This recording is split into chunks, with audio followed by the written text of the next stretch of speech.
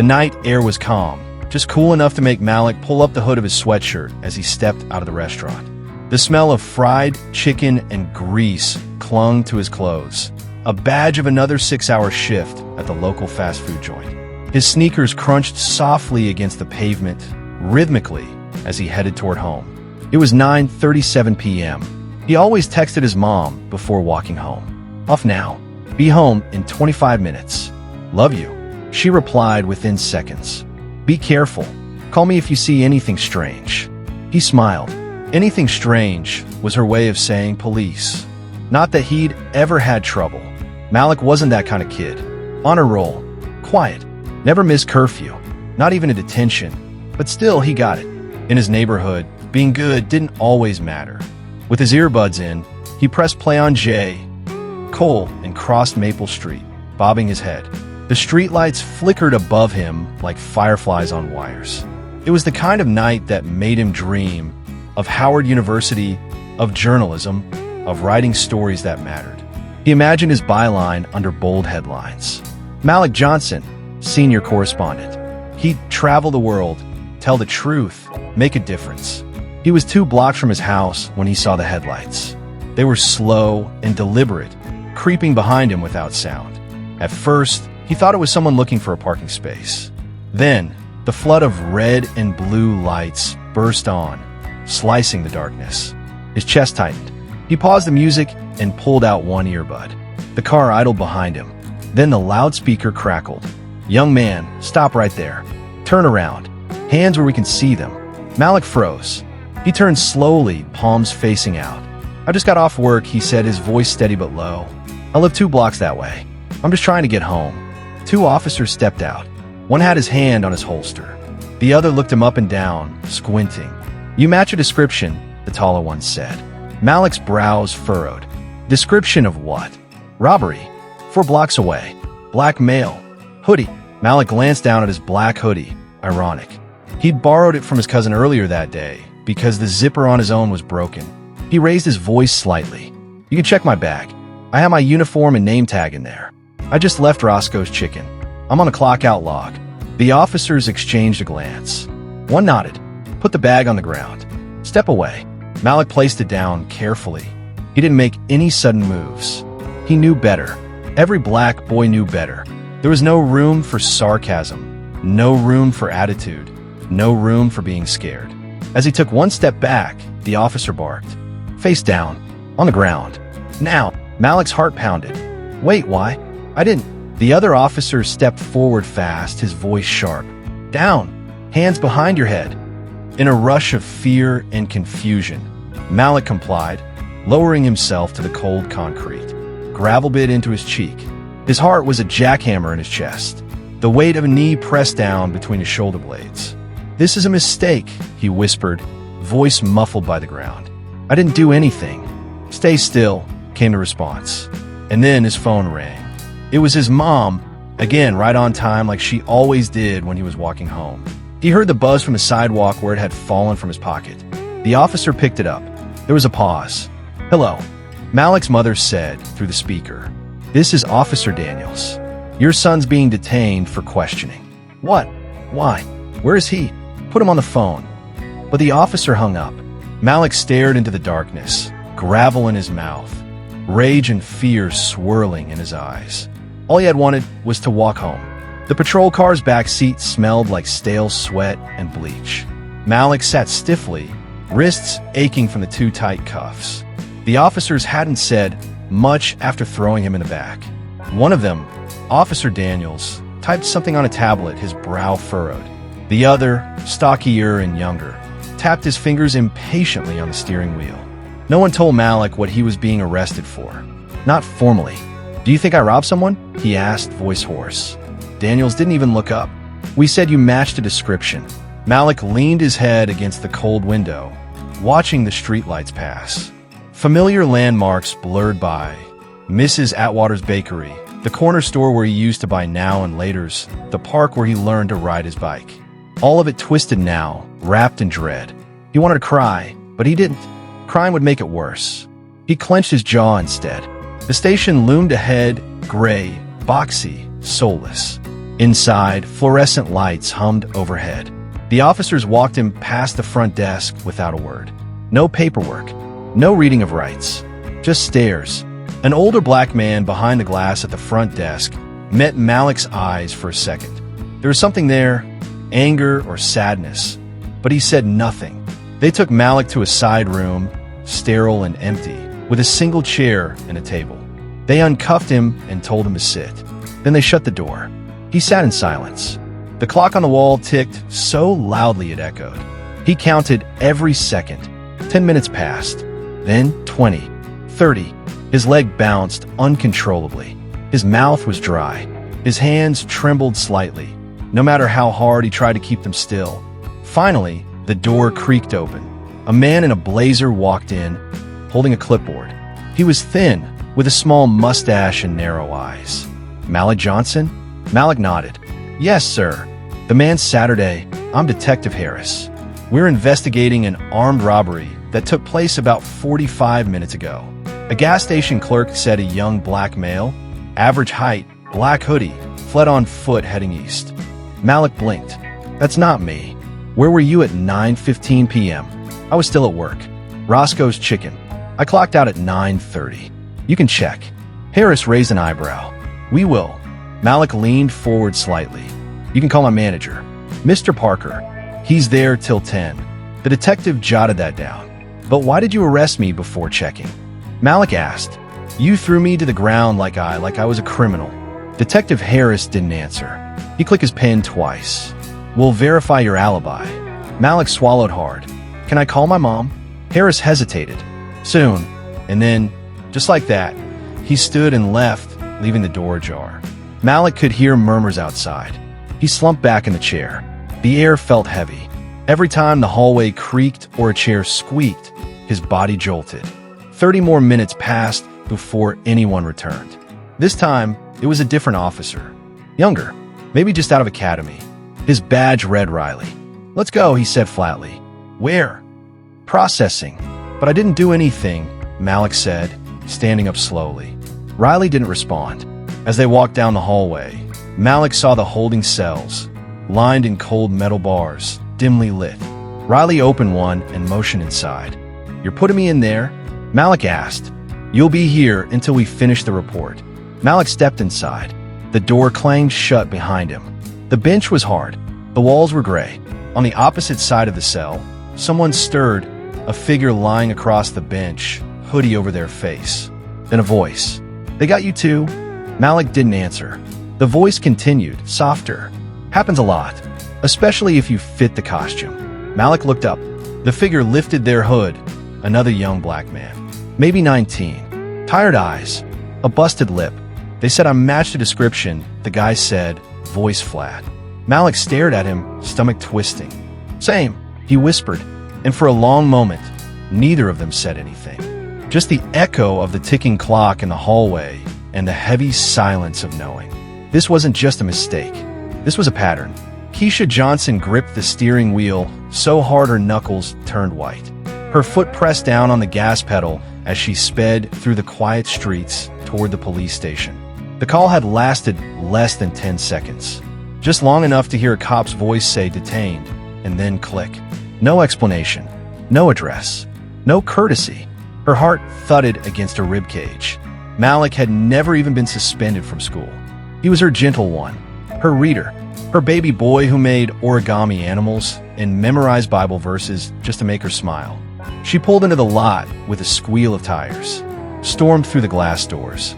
I need to speak to whoever arrested my son, Malik Johnson. He was walking home, and now I hear he's in custody? The officer at the desk looked startled. Ma'am, please. No, don't ma'am me. Where is he?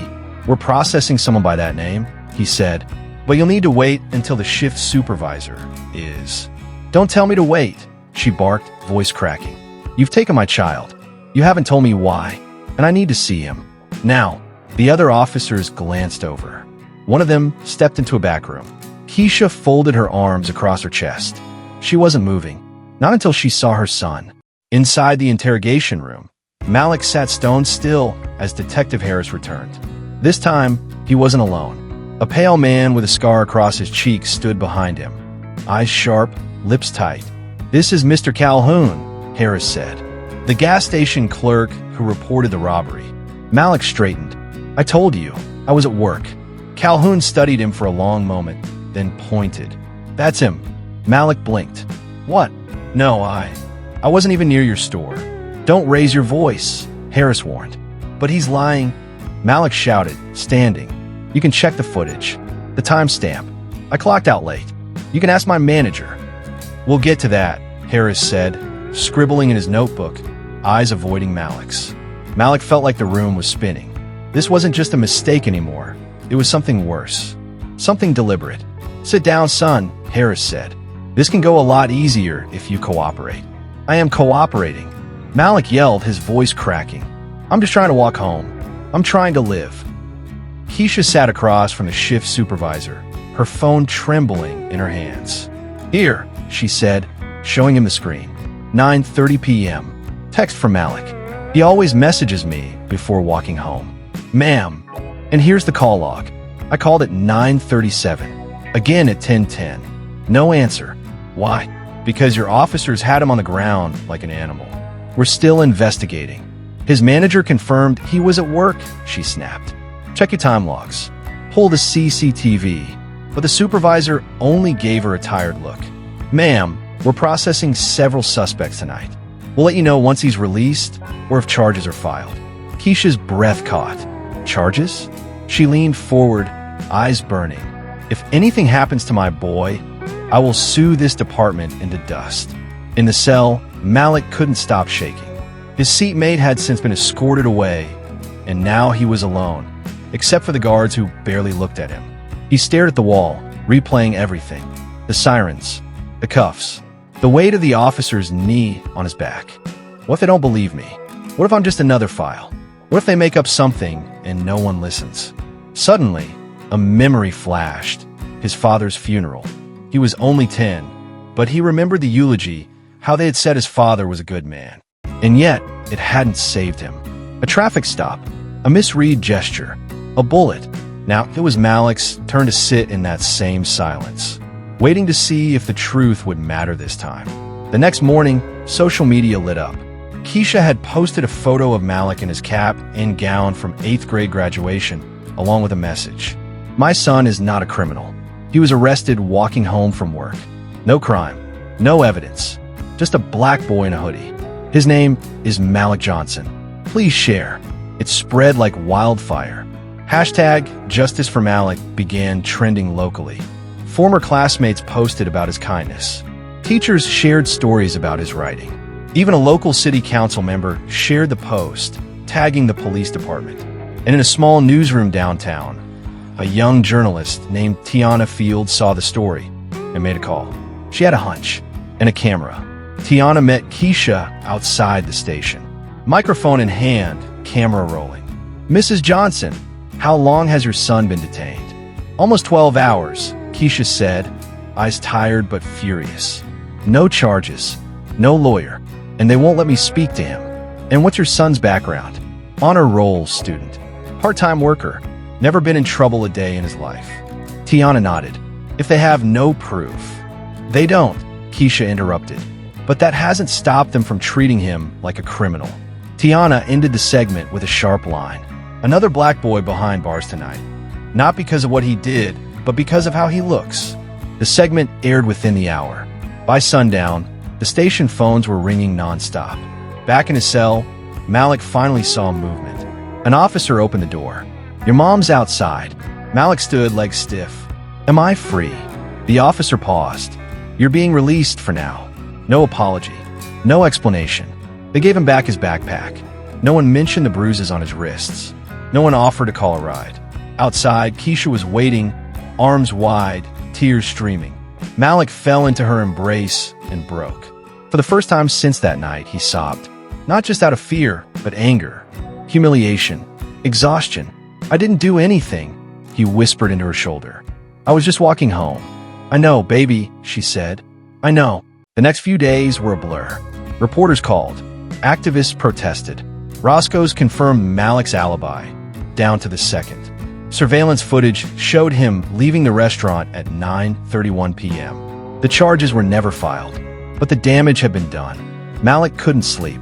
Every time a car slowed near him, his chest seized. He avoided hoodies, stopped walking alone, dropped out of his school newspaper. He wasn't the same. One day, he finally told his mother, "I want to tell my story. I don't want to disappear. I want people to know."